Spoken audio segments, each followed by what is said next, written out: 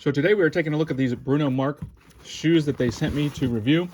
And the reason that I wanted to get these shoes is that I like shoes that look nice. I like to look good, but also it's really important to me to have something that's comfortable.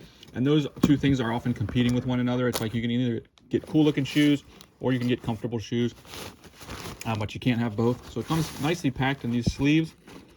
And these look, you can tell these are going to be, first of all, I really like the way they look. They have a very cool design on it. This cloth here, this leather here, a very sharp looking shoe.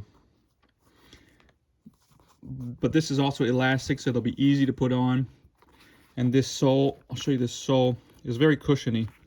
So you can tell two things. This is going to be a real comfortable shoe, but also, I mean, a real good looking shoe, but also not just good, a nice looking shoe, but also it'll be real comfortable to wear.